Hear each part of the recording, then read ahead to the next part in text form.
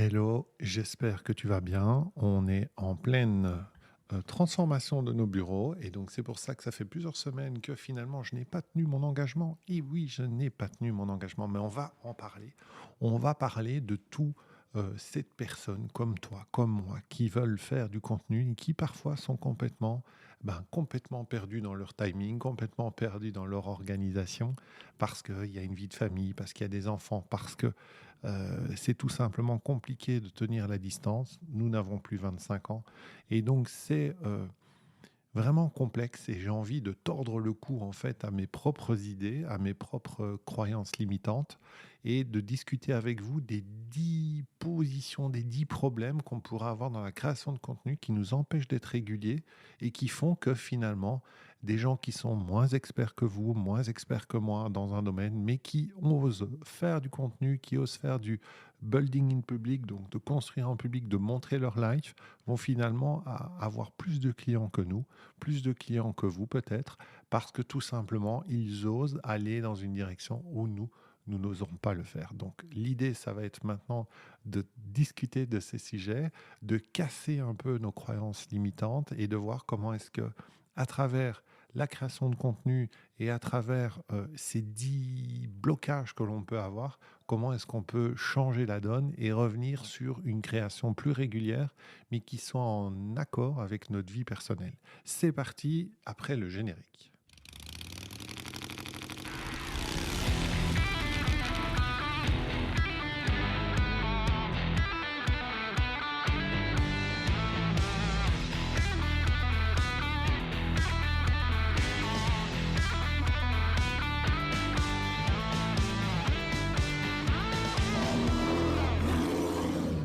Et oui, bienvenue dans la chronique de David Moussebois. Je vous partage simplement en public mon évolution. J'ai 50 ans, j'ai décidé le 1er janvier 2025 de devenir un créateur de contenu et de développer une activité grâce à ma création de contenu.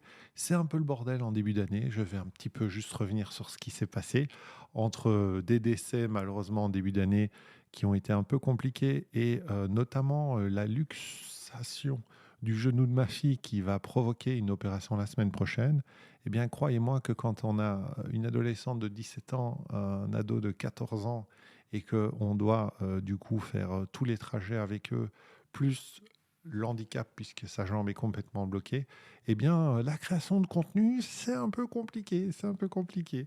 Donc, on va passer étape par étape, voir un petit peu. Vous allez me dire si vous suivez cette chronique, je vous propose de me dire en commentaire si un de ces blocages vous parle et si éventuellement les solutions que je vous propose vous parlent aussi. D'accord? Alors, on est parti sur le premier blocage qui est souvent quelque chose qu'on connaît, c'est je n'ai pas le temps pour créer du contenu. Alors, je suis le premier à vous le dire, je me suis retrouvé complètement submergé par la situation personnelle, par la gestion de tout ce qui était bien organisé en début d'année pour pouvoir vraiment créer. Tout est parti en cacahuète parce qu'il y a eu un changement à un moment dans la semaine et peut-être que ça, c'est quelque chose qui vous est déjà arrivé aussi. Donc, si on a besoin de plus de temps, c'est peut-être pas vraiment la réalité parce qu'en fait, ce qu'on a peut-être besoin, c'est d'un système de création de contenu qui respecte en fait notre vie et donc on doit trouver une méthode qui soit adaptée à notre vie professionnelle. Et ça, c'est un point qui est pour moi absolument essentiel dans tous ces experts de la productivité, tous ces gens qui vous parlent de toutes ces méthodes, que ce soit à travers des Notion, à travers du GTD, avec la, la- la semaine des 4 jours, les 4 mois, bref, tout le bordel de la production, c'est qu'en fait, ce que vous devez trouver, c'est une méthode qui vous permet à vous de fonctionner. Alors, moi, j'ai décidé première chose, c'est de supprimer dans ma tête l'idée que une semaine, c'est du lundi au vendredi et le week-end, c'est le samedi et le dimanche. Ça, c'est quelque chose, je pense, qui est déjà un truc à changer dans la matrice de notre tête, de notre conditionnement qu'on nous a foutu dans la tronche quand on avait 3 ans, 4 ans, hein, c'est-à-dire quand on arrive à l'école, on nous a dit, ah ben, ça commence à 8 heures et ça finit à 16 heures. Et si tu es sage et tu as bien travaillé pendant ta semaine, eh ben, le week-end, tu pourras en profiter. Ça, c'est déjà un truc que je veux faire sauter dans la matrice parce qu'en fait, on s'en rend compte, c'est que Kathleen et moi, par exemple, on travaille maintenant dans des nouveaux bureaux. Je vous ferai un petit tour d'horizon, un de ces quatre. Euh, eh bien, en fait, on est très très cool le samedi de venir ici. Ça nous fait du bien. C'est assez ressourçant en fait de venir créer du contenu directement ici. Donc, première chose hyper importante, c'est de se dire, OK, est-ce que je peux déjà me déconditionner du système du 5 jours plus 2 jours pour avoir donc 7 jours que je peux organiser différemment. Alors certes, bien sûr, hein, mon fils a du basket le samedi, euh, ma fille maintenant va devoir avoir de la kiné tous les soirs. J'ai du temps dans mes 7 jours. J'ai 7 jours.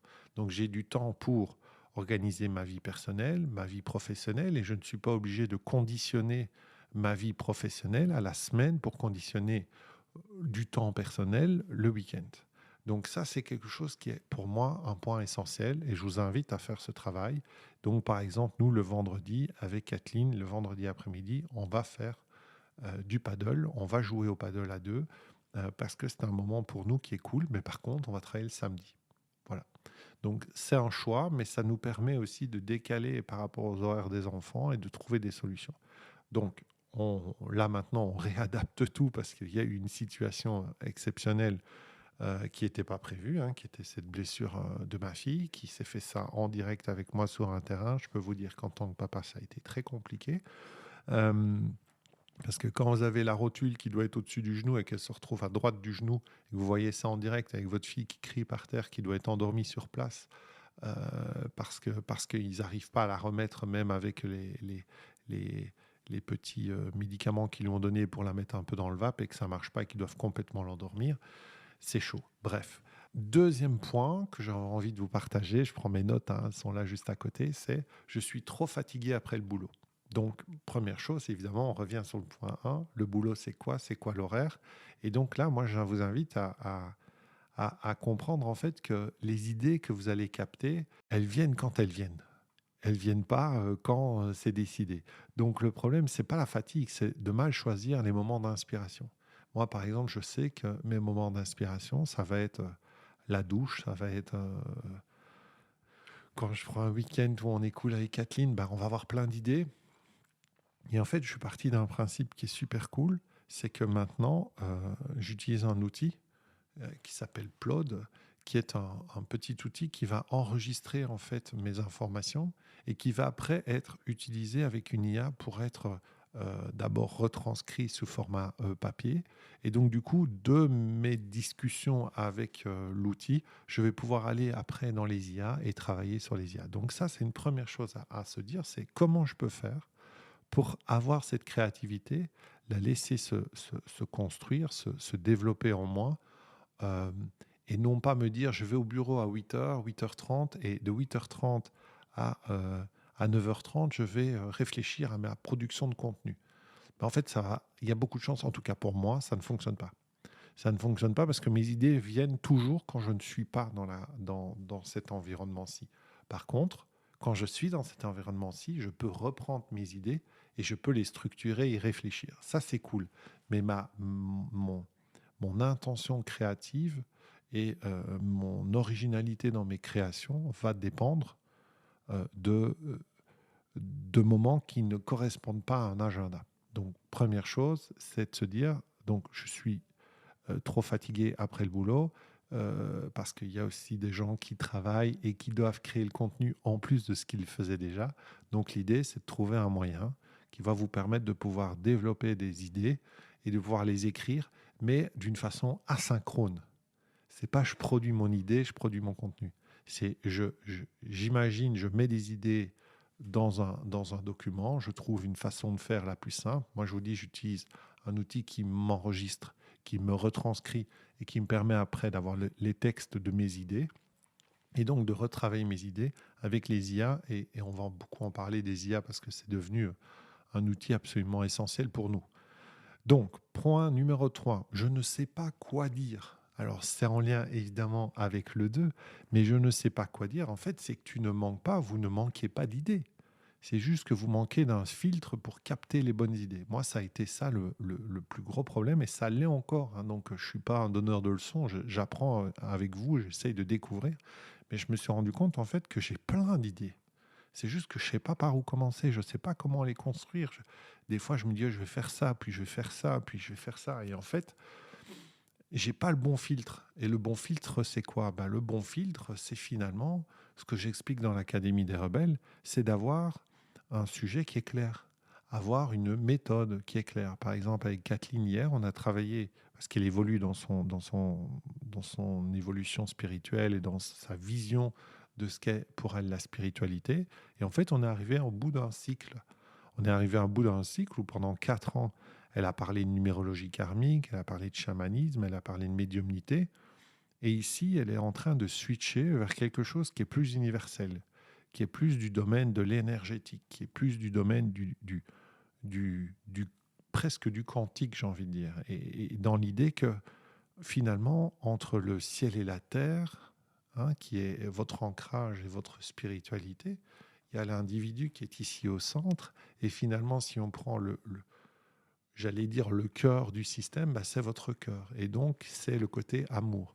Mais donc, construire une approche orientée autour de ça va demander évidemment de complètement revoir son copywriting, son écriture. Et donc, du coup, forcément, elle est plus bloquée pour créer du contenu maintenant parce que c'est pas clair ça.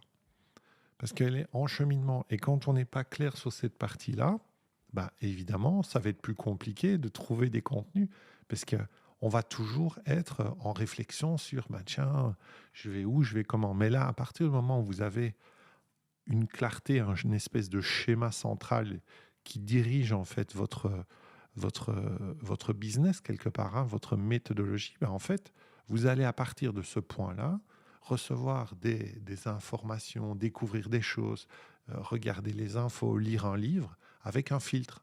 Le filtre, c'est votre méthode. Donc ça, c'est super important d'avoir les bons filtres pour capter les bonnes idées.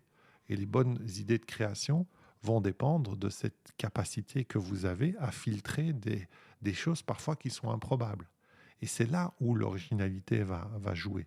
C'est pas en posant la question à ChatGPT, en lui disant donne-moi 10 vidéos sur le thème de la productivité. Il va vous faire de la merde. Il va vous faire de la merde parce que c'est de la merde. La question n'est pas bonne. Désolé du vocabulaire, mais la question n'est pas bonne. Donc, à partir du moment où vous ne posez pas la bonne question, vous ne mettez pas le bon cadre, il ne va pas vous donner une bonne info. Mais c'est pareil pour votre cerveau. Si vous ne lui donnez pas les bons filtres, il ne va pas vous produire de la création de contenu et vous allez rester devant une feuille blanche où vous allez être bloqué. Donc, très important d'avoir le bon filtre pour capter les bonnes idées. Alors, mon contenu n'intéresse personne. On a déjà entendu ça très souvent, hein. Ce n'est pas ton contenu qui n'est pas intéressant, c'est que tu ne l'adresses pas encore à la bonne personne. Donc, le souci n'est pas le contenu en soi, mais le manque de clarté sur l'avatar et la douleur ciblée pour parler de marketing. C'est quelque chose de super important parce que moi-même, j'ai ce problème. C'est-à-dire que là, il y a un podcast qui va sortir cette semaine avec moi. Et c'est pas la première fois, je fais des contenus, les gens trouvent ça super intéressant. Et moi, j'ai pas l'impression, en fait, que pourtant, ce soit, comment dire, ce soit super intéressant. J'ai pas l'impression de ça. J'ai cette croyance peut-être limitante que mon contenu n'intéresse pas. Or, en fait, comme j'ai un angle qui est différent, qui est l'andragogie, et la formation des adultes, mais qu'en même temps, je suis dans l'entrepreneuriat et en même temps dans la création de contenu, eh ben, quand vous mixez les trois, ça fait quelque chose d'absolument différent. Je ne suis pas un ingénieur pédagogique, mais je le suis un peu aussi. Je suis un andragogue, mais pas qu'un andragogue. Je suis un entrepreneur, mais pas qu'un entrepreneur. Je suis un créateur, mais pas qu'un créateur. Je suis quelqu'un qui développe des méthodes uniques pour mes clients et à partir des méthodes, je développe des produits. C'est quelque chose d'un peu particulier. Donc, dans le marketing, on va aller chercher l'offre irrésistible, le ciblage et l'avatar, comme je le disais. Mais moi, je ne viens pas le chercher de cette façon-là. L'avatar, je ne le crée pas. Il existe pour moi. En fait, ce sont les gens avec qui je travaille. Et donc, comme moi, je travaille avec des experts, des gens qui ont de l'expérience, je vais plutôt dire ça comme ça, en fait, ils ont déjà leur avatar. Il n'y a pas à l'inventer, il n'y a pas à chercher. C'est comme il n'y a pas à chercher de business non plus. Parce que le business, ils l'ont déjà. C'est juste qu'on va le structurer, on va aller extraire dans la tête ce que les gens ont appris pendant parfois 10, 20 ans. Et on va aller sortir ça. Et c'est ce que j'ai fait avec Kathleen hier, avec ma propre compagne. C'est qu'on a discuté, on a construit, on s'est rendu compte. Et elle s'est rendue compte, elle a pris conscience de l'évolution de sa vision et donc du fait que tout ce qu'on avait fait, tout ce qu'on était en train de faire ne fonctionnait pas ou ne fonctionnait plus parce que tout simplement, c'était plus son énergie. Donc très important de trouver, de trouver les bonnes personnes à qui s'adresser. Et donc moi, je suis toujours dans cette réflexion et je ne l'ai pas encore tout à fait clairement, en fait. J'ai envie de m'adresser à des gens qui sont comme moi, je vais dire. Donc des gens qui sont prêts à transmettre, qui ont la passion de la transmission, qui se rendent compte que grâce à ça, ils peuvent monétiser ce savoir-faire et ce savoir-être, et que donc du coup, ils peuvent soit devenir complètement à temps plein à transmettre ce qu'ils ont appris, soit plutôt à, comment dire, à avoir ça en complément de leurs offres qu'ils ont déjà. Donc ça peut être des entreprises qui veulent former en interne, mais ça peut être des entreprises qui veulent former leurs clients, ça peut être des freelancers, des solopreneurs qui veulent développer une activité complémentaire dans la formation pour se libérer du temps de leurs prestations. Il y a plein de cas de figure différents et donc il faut que j'affine ça et que je trouve mon chemin. Euh, Point numéro 5, ça n'est pas un problème pour moi, mais c'est quelque chose que j'ai très très souvent. Et d'ailleurs, j'ai un exercice que je vais vous proposer pour ça. C'est, d'ici quelques minutes, un peu de teaser, hein, c'est je ne suis pas à l'aise devant une caméra. Et en fait, tu n'as pas besoin d'être à l'aise avec une caméra. Tu as besoin juste d'être vrai. Alors bien sûr, il y a des petites astuces, hein. Il ne faut pas être un YouTuber. Ce qui passe, c'est l'authenticité. C'est pas le show. Et je vais même dire la sincérité quelque part. D'accord? C'est ça le plus important.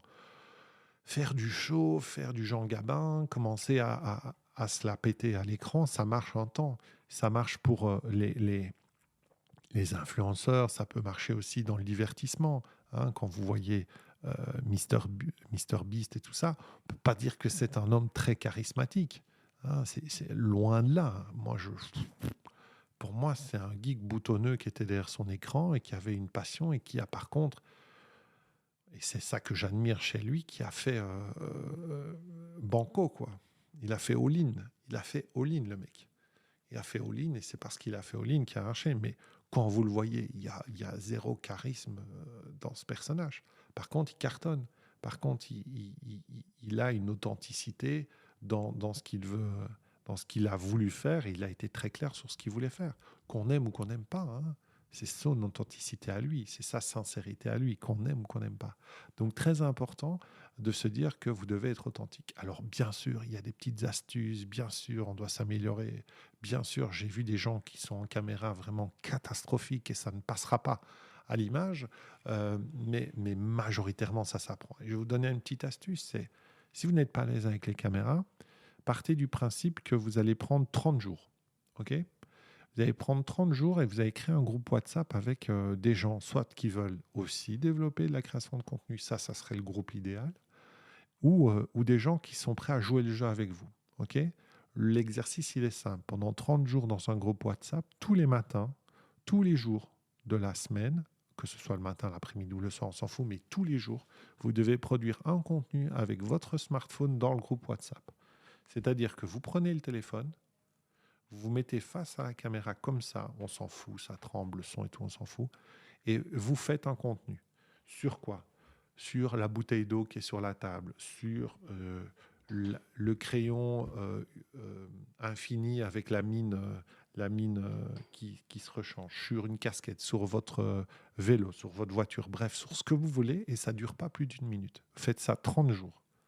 Je vous garantis que vous ne serez plus le même face à la caméra. C'est une folie. Ça marche, mais vraiment génial, cette idée-là. OK? Donc, super intéressant, super important de faire cet exercice.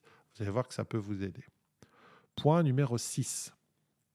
Point numéro 6, je dois choisir entre mes enfants et ma création de contenu.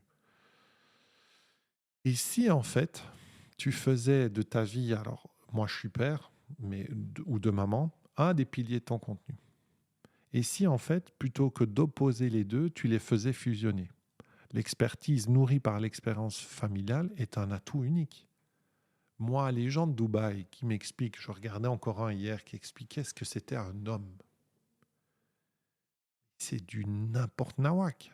C'est du n'importe quoi. On est bien d'accord que mais c'est des gamins.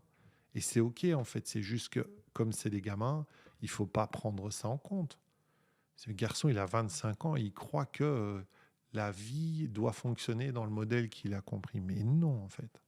Un homme, c'est quelqu'un d'imparfait. Un homme, c'est quelqu'un qui fait ce qu'il peut, mais c'est quelqu'un qui respecte, qui ouvre son cœur, qui partage et qui donne de l'amour quand il peut en donner un maximum. C'est ça, hein, et qui est respectueux de la femme ou de l'homme avec qui il vit. C'est ça un homme. Et c'est tout en fait. Et tout le reste, le bullshit de il regarde pas la télé, il regarde pas Netflix, il mange pas des chips, il fait pas ci, il fait pas ça. Les injonctions, mais tu sais quoi. Tu sais ce que j'ai envie de faire, c'est doigt, plume, doigt. Vous connaissez ça? Il y en a qu'un qui se lève. Ben, c'est ça qu'en fait j'ai envie de lui dire à ce gars-là. C'est pas ça. Mais par contre, si vous utilisez ce que vous vivez en tant que mère ou en tant que père et que vous le mettez comme pilier de contenu, mon rôle de père, mon rôle de papa, mon rôle d'homme dans un couple fait partie d'un de mes piliers. C'est pas quelque chose que je mets à l'extérieur. Donc du coup, ça peut être aussi une façon, souvenez-vous, du point de filtrage. C'est un point de filtrage dans mes contenus. C'est-à-dire que je peux réagir, moi, à ces injonctions dubaïesques. Non, ça marche pas, en fait. Non, ça marche pas. Et quand tu es un expert dans un domaine et que tu as déjà des clients, moi j'ai travaillé avec des avocats, des gens qui travaillent full-time, et ils veulent lancer un espace de formation pour former des futurs avocats ou autres. Mais ça, c'est en plus de leur organisation de tous les jours.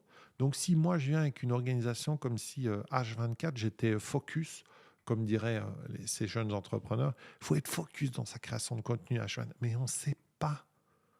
On ne sait pas. Par contre, on peut organiser. Par contre, on a des moyens financiers un peu plus importants pour peut-être déléguer. Par contre, on peut se libérer une journée.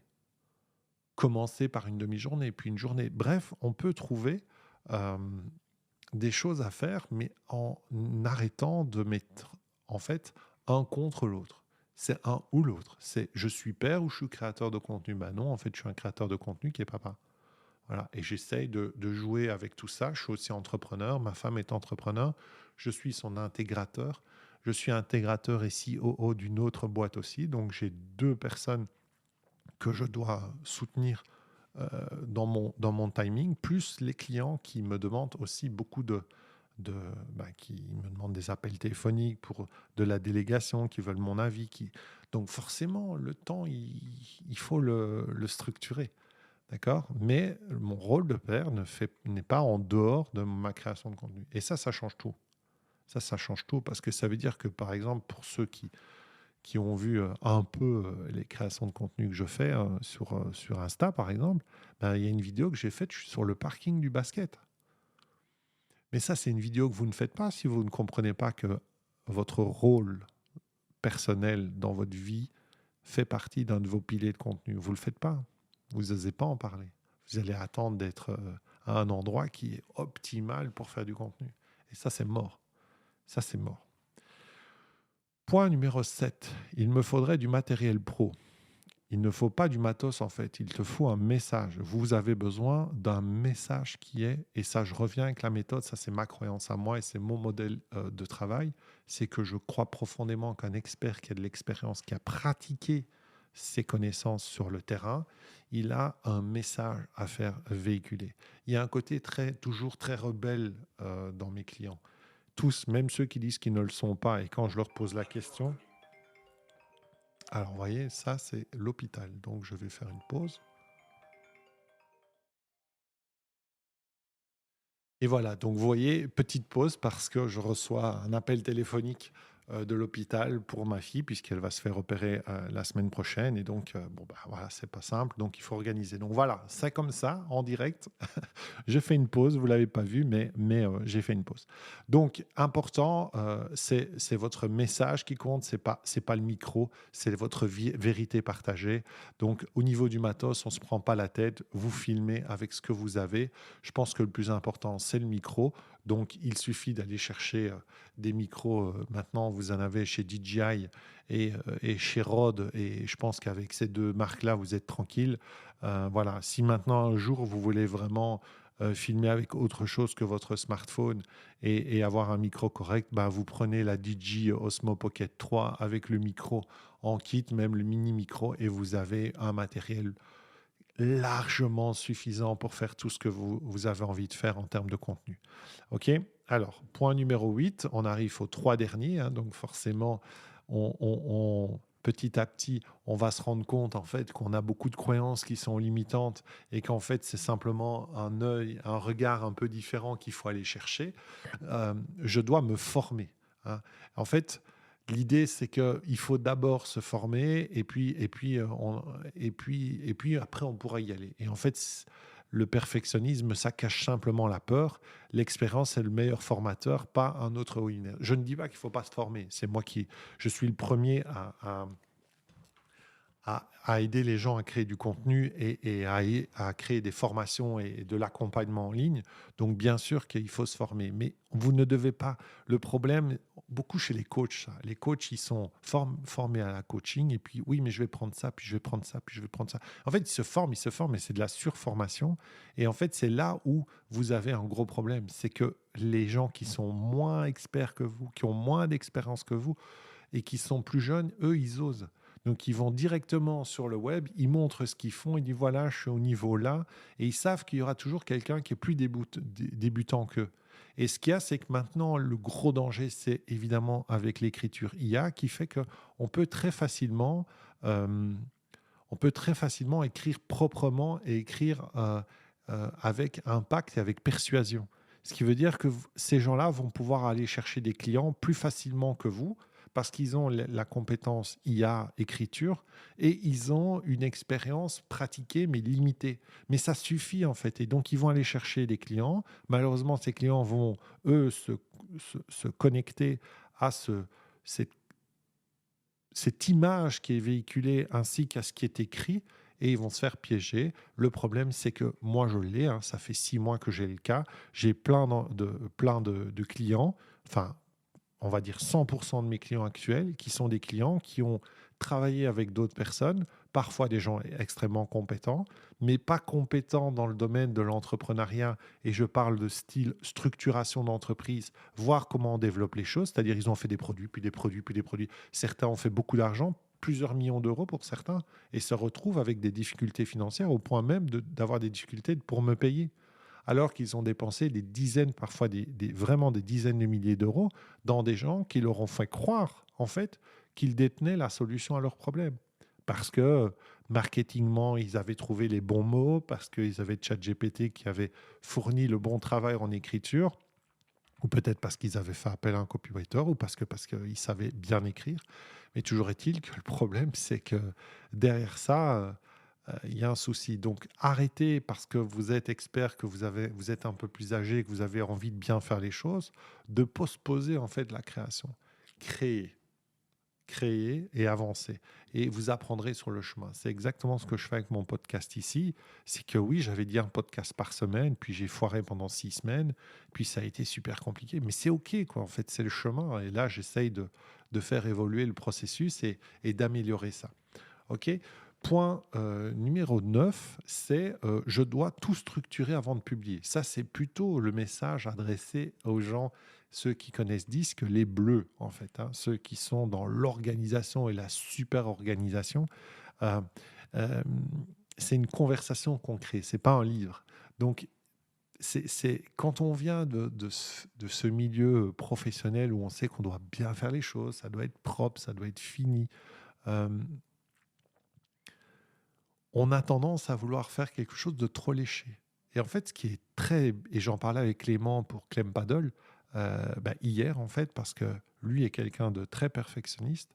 Il veut que tout soit nickel sur la page et tout, et je sais OK. Et il me disait oui, mais c'est parce que les gens. Et en fait, c'est pas vrai. C'est que la vérité, c'est que, et ça se voit par exemple sur YouTube dans la création de contenu. Si vous prenez ce YouTuber américain dont le nom m'échappe là, qui fait des vidéos tous les jours dans sa salle de fitness en mettant sa caméra et en faisant all-in avec sa vidéo, il a tué le game. Alors qu'il y a zéro montage, il n'y a aucun effet, il n'y a rien en fait. Et tous les filmmakers, youtubeurs, Casey Neistat et tout ça, qui étaient, et on va pas dire Casey Neistat parce que c'est le GOAT, mais ceux qui sont derrière lui, qui ont suivi son pas, on les voit presque plus sur les réseaux. Ils font presque plus d'abonnés. Pourquoi? Parce qu'en fait, le côté super léché, magnifique, plaît encore, mais beaucoup moins. En fait, ce qui compte, c'est vraiment euh, un contenu qui est vivant, qui est imparfait, qui va évoluer. Donc, vous voyez ici, mon décor, il n'est pas encore au point, mais ça va évoluer. Et en même temps, j'aime bien comme ça. Vous voyez un petit peu des choses, et puis j'ai ce fond-là, alors qu'avant, j'étais dans le noir et il y avait beaucoup plus d'informations derrière moi. Donc, très important de comprendre que le contenu, surtout en ligne, il est vivant, il est imparfait et il évolue. OK? Dernier point. Alors là, évidemment, c'est le point le plus essentiel, c'est ça, hein, je suis trop vieux, je suis dépassé. Ça, je l'entends plein de fois. Hein. Moi, Clément, il a 28 ans. Moi, j'en ai 50. Je pourrais être son père. Et on est partenaires. Donc, forcément, on a des vues parfois différentes sur certaines choses, mais elles sont hyper complémentaires. Elles sont hyper complémentaires. Donc, vos contenus, ce que vous allez produire en tant qu'expert sur le web, parce que vous avez 40 ans, 50 ans, plus de 50 ans, 60 ans, mais en fait, c'est utile. C'est utile parce que ça va venir nourrir. Après, bien sûr, il faut trouver un peu les codes pour pas être has-been, pour pas être chiant à la caméra. Il y a des gens qui sont chiants à la caméra. Là, j'ai vu une pub là, de gens qui vous parlent de marketing et en Belgique. Mais non, non, il y a un moment, il faut s'arrêter. D'accord? Il y a un moment, là, ça va pas. Là, ça va pas. Mais ça va pas pour moi. Mais je sais qu'il y a des gens qui vont apprécier ça. Il y a des gens, ça va leur parler. Il y aura toujours un endroit, quelqu'un à qui vous allez parler. Et le web vous permet de communiquer d'une façon exponentielle. Donc, je suis trop vieux pour ces conneries de contenu. C'est faux. C'est faux. On n'est jamais trop vieux. On est exactement celui qu'on attend. D'accord? Un homme avec un vécu, un homme avec une vraie vision. Moi, la différence de ces jeunes-là, c'est que moi, j'ai pas le souci quand je lis la relation homme-femme, chercher ça. Moi, non, j'ai pas ce truc-là. Je suis bien avec ma femme, je suis heureux en couple, j'ai mes enfants. Il y a tout un pan de vie que je n'ai plus à créer. Je suis OK, en fait, avec tout ça. Donc, tout ça, c'est des blocages qui disparaissent. Tout ça, c'est de la liberté. Quand j'entends Kathleen qui fait ses lives sur YouTube avec des gens qui veulent se lancer, qui ont souvent 10-15 ans de moins qu'elle, mais quand on voit les blocages qu'ils ont, nous, on les a pas. On les a plus, on n'a plus besoin de se prendre la tête avec tout ça. Donc on sous-estime beaucoup trop la valeur de l'expérience. Alors que ce sont justement les profils qui ont cette expérience qui vont apporter du respect en 2025. Je sais que j'ai un message à transmettre. Je sais que j'ai quelque chose d'intéressant à partager. Parce que ça fait 20 ans, 25 ans que je travaille. Que ça fait 10 ans que je suis dans une certaine industrie et que donc ma vision des choses va être différente de la vision de jeunes qui ont finalement qui ont tous été formés avec les mêmes, hein, donc qui ont un modèle qui est unique. Mais je n'ai pas de modèle unique. Moi, je ne vais jamais vous dire que vous n'avez pas besoin d'un site web. Je ne vais jamais vous dire que vous n'avez pas besoin d'un tunnel de vente ou que sais-je, ou un podcast ou pas de podcast, ou un blog ou pas un blog, ou du high ticket ou du low ticket. Il n'y a rien de tout ça dans mes accompagnements. Il y a tout, en fait. Parce que ça va dépendre de vous, ça va dépendre de votre activité, de votre temps, de votre timing. Mais moi, je peux le faire parce que j'ai 50 ans, parce que j'ai fait tout ça. Et je l'ai fait moi-même, je l'ai fait pour Kathleen, je l'ai fait pour des clients. Donc, j'ai du feedback, j'ai de l'expérience. Donc, je sais qu'il y a des choses qui vont fonctionner pour moi, mais qui vont complètement foirer pour d'autres. Et l'inverse aussi. Donc, votre expérience dans la vie a, a- a un intérêt énorme sur le web et dans votre création de contenu, parce que c'est votre expérience qui vient nourrir la théorie. La pratique nourrit la théorie. Non, la théorie nourrit la pratique vient la corriger. Mao Tse-tung. Je dis tout le temps cette phrase. Elle est super importante, super importante. Quand vous avez un jeune de 25 ans qui vient se positionner comme un expert marketing, il vient se positionner dans l'expertise marketing qu'il connaît. Donc, il va vous dire quoi? Il va vous dire faites du contenu, personal branding, on y va, on parle de soi, on a un message fort, on cherche son avatar, une offre irrésistible. Ensuite, vous faites du contenu. Ensuite, vous essayez en DM. Ensuite, vous utilisez ManyChat et ainsi de suite et ainsi de suite. Puis, vous avez un setter, un closer et ainsi de suite. Maintenant, les setters, les closers les setters en tout cas vont disparaître parce qu'il va y avoir l'IA qui va venir faire la discussion avec vous dans un WhatsApp ou dans un Telegram ou dans un Messenger ou que sais-je. Mais c'est le même modèle. Mais moi, vous savez, je connais des gens qui font 1 million d'euros par an et qui ne font pas ce modèle et qui ne sont même pas sur les réseaux sociaux ou qui sont exactement là où ils ont envie d'être sur LinkedIn, où ils délèguent ce contenu-là. Ils ne le font pas eux-mêmes ou en fait, ils le corrigent, bien sûr, mais ils ne sont pas sur les réseaux sociaux. Ils ne font pas des DM par WhatsApp et tout ça. Ils font le million plusieurs fois depuis plusieurs années. Donc, les modèles d'affaires, c'est des modèles qui doivent se correspondre à, à la niche, à l'industrie, à la façon dont vous fonctionnez, au réseau que vous avez.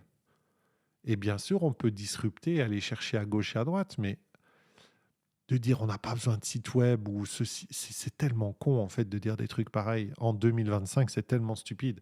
Mais c'est parce que ce sont des gens aussi qui n'ont parfois, même très souvent, jamais travaillé en entreprise. Moi, j'ai fait des contenus pour la radio énergie en Belgique, par exemple, ou pour la Croix-Rouge, ou pour une entreprise avec 300 employés dans le sud de la France, ou pour une boîte start-up.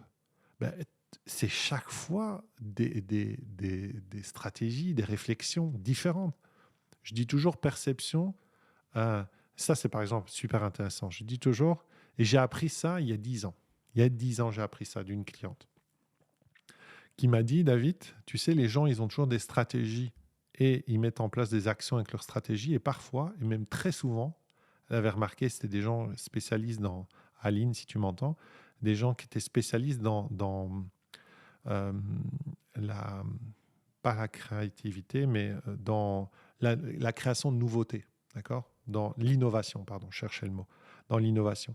Eh bien, c'était vraiment génial. Elle disait, les gens, par exemple, ils étaient dans une boîte qui voulait développer des produits et c'était à base de plastique. Et elle, en prospective, disait, mais vous vous rendez compte? Je vous parle de ça, elle parlait de ça, c'était donc moi c'était il y a 10 ans et elle c'était 10 ans avant, donc c'est il y a 20 ans.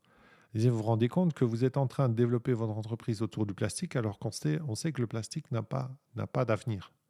Et donc du coup, ils ont tellement pivoté qu'ils ont créé des briques pour créer des bâtiments euh, en Afrique à base de plastique recyclé, avec l'isolation et tout. Bref, ils ont été complètement disruptifs.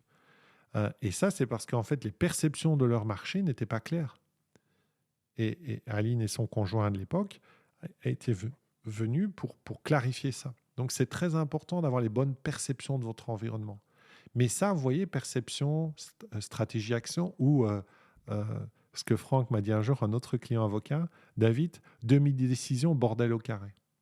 Mais toutes ces choses-là, toutes ces histoires que je pourrais vous raconter, elles viennent par l'expérience. Elles viennent justement parce que je suis un vieux con, justement parce que j'ai 50 ans. Et si j'avais pas eu ce parcours de vie, je ne pourrais pas vous partager ça. Donc certes, les jeunes boys et les jeunes girls work qui réussissent sur le web peuvent vous partager des choses, mais ils ne peuvent pas vous partager votre expérience. Et ChatGPT ne pourra pas partager votre expérience. Il ne pourra pas partager votre ressenti, votre émotion, votre compréhension de l'humain qui est en face de vous. Il ne pourra pas. Donc, je suis trop vieux pour ces conneries. Non, justement, c'est parce que vous êtes vieux que votre contenu est super intéressant. C'était David pour la chronique. J'espère que ce podcast vous a plu. N'hésitez pas, évidemment, à liker, à mettre un 5 étoiles sur le logiciel que vous utilisez. pour écouter ce podcast. En tout cas, on se retrouve la semaine prochaine. Je vous garantis qu'il y aura un podcast la semaine prochaine, c'est sûr, pour un autre sujet autour de la création de contenu.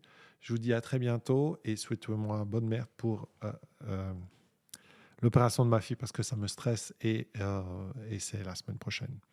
Ciao, ciao les amis. Bye.